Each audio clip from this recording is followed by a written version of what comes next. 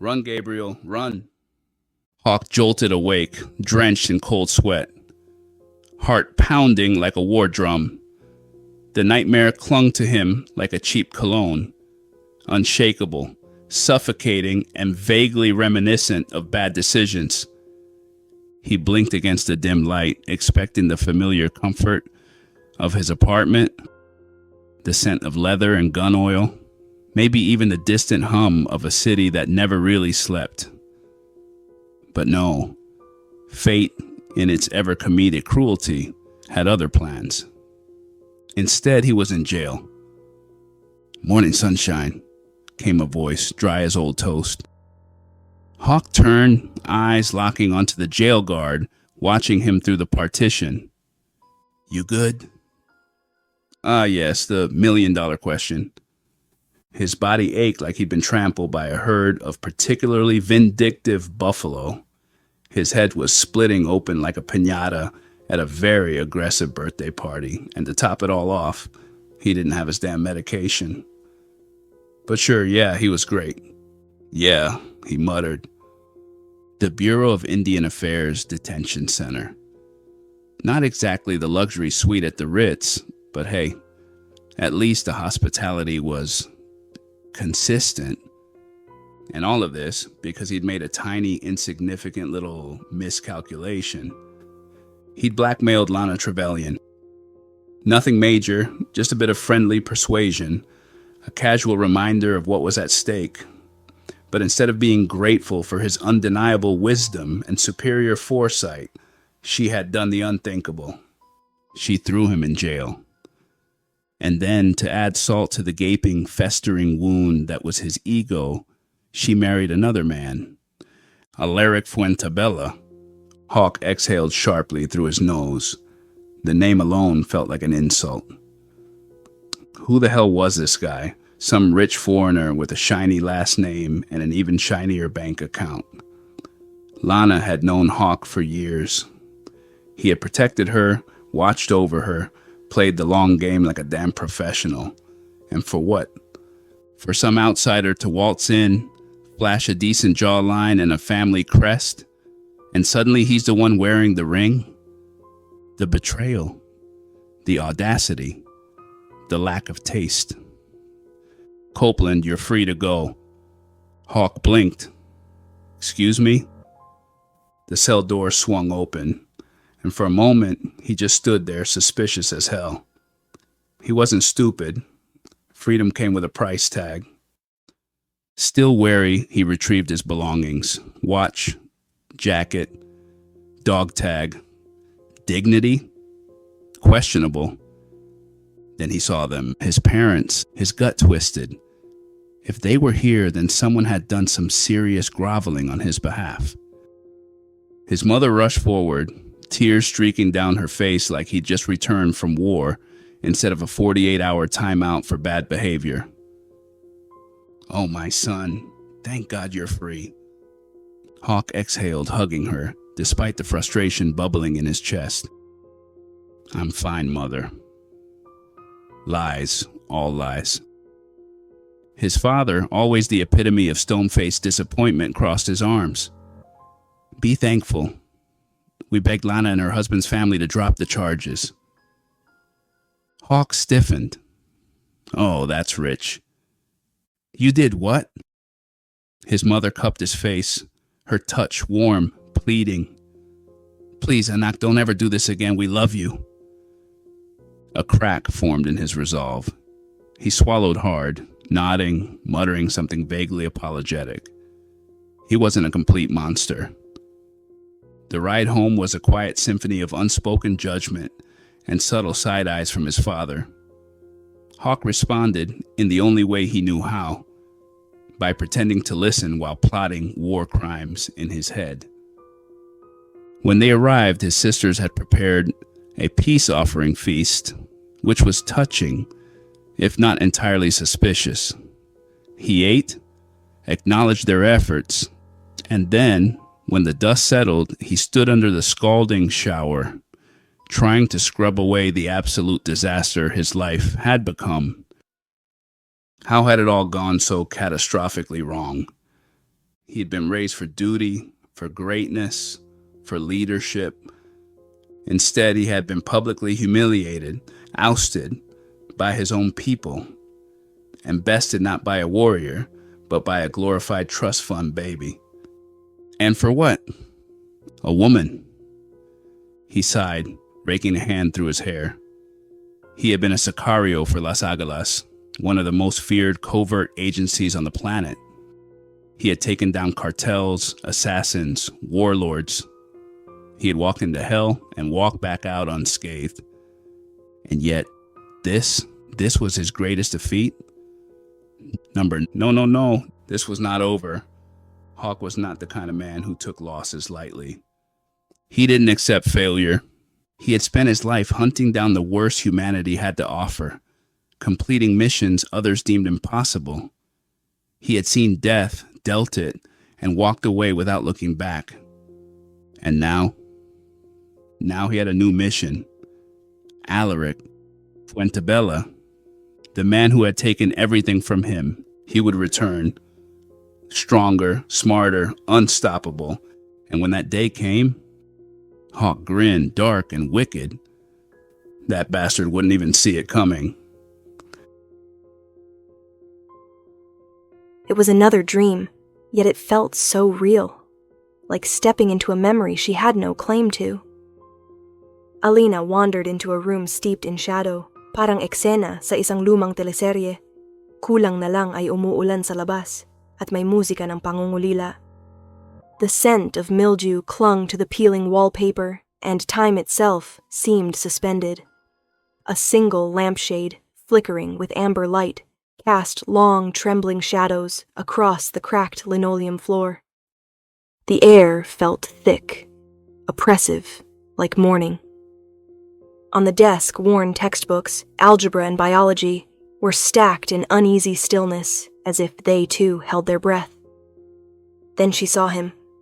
A young boy, small and slight, hunched over the desk. His raven black hair fell over his face like a curtain, shoulders curved inward like he was trying to vanish. His pencil scratched faintly across paper, the sound too soft, too lonely. He looked like a child forgotten by the world, parang batang iniwan ng panahon, niyakap lang ng katahimikan at luha. Half boy, half ghost. "What troubles you, little boy?" Alena whispered. Her voice drifted like fog, tender, uncertain. No reply, not even a glance. He stilled his writing and slowly raised his head. But his eyes looked through her, vacant and unseeing. Still, Alena stared. Something in those eyes stopped her breath. At first, she thought they were blue, cool and distant like stormy skies. But no, they were softer than blue, stranger, like twilight dipped in sorrow. Purple. The kind of purple that felt like bruised violets and forgotten lullabies. Eyes that didn't just see the world, they remembered it, endured it. And yet, there was a haunting beauty in their quiet ache, like looking into a sky that once held stars and still waited for them to return. A chill licked her spine. She wasn't there, not really. Not in a way he could feel. A phantom in his world, and he, a wound in hers. Then he reached for something, an old stereo. With a click, static bled into the air, then music, soft, haunting, achingly familiar. The song. The one that echoed in her dreams. As the first notes bled into the room, the boy's expression shifted. Grief gave way to fragile calm, as if the melody were a sanctuary only he could enter. His lips moved, barely, but the lyrics remained locked in his throat. Alena stepped closer, aching to touch him, to brush the hair from his face, to tell him he was not alone. But her hand passed through air, empty and cold. Upstairs, a sudden crash. Heavy footsteps. A door slammed open above. The boy flinched. The song continued, a lullaby clashing with violence. He seized his notebook, clutching it to his chest like a talisman, and stumbled toward the closet. Alena followed, powerless to do anything but watch. She blinked and found herself inside. The closet reeked of dust and mothballs. It was coffin small, cloaked in a darkness that pressed against her skin like breath. The boy curled into the corner, knees drawn to chest, the notebook crumpled in his arms. The faint light from the desk lamp bled through the slats, painting thin lines across his trembling face. Alena knelt beside him. "Don't be afraid," she whispered. "I'm here. I won't let him hurt you." He didn't flinch, but something in his gaze wavered, his eyes fixed on the sliver of light. Could he hear her? A thud, a voice, the kind that split bone from soul.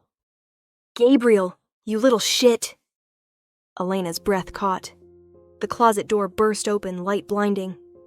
The man towered in the frame, a monster carved from hate and alcohol, with fists like mallets and breath like rot. He yanked the boy out with one arm. Gabriel screamed. "No!" Alena shrieked, but her voice collapsed into silence. She was trapped, voiceless, watching. Para siyang extra sa sarili niyang bangungot.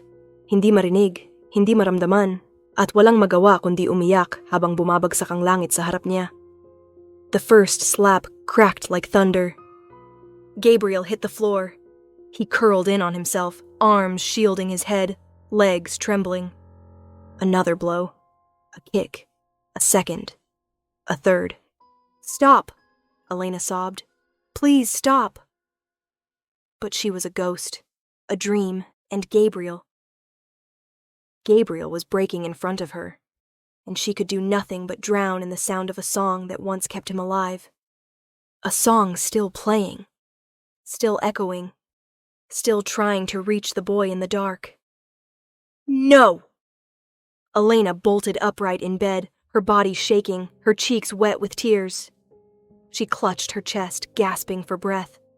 "Oh God," she whispered, her voice trembling. "What happened to him? What happened to Gabriel?" Gabriel. She won't forget his name, like a word whispered from the depths of her soul. She had first dreamed of the boy when she was young. She endured childhood trauma because of it.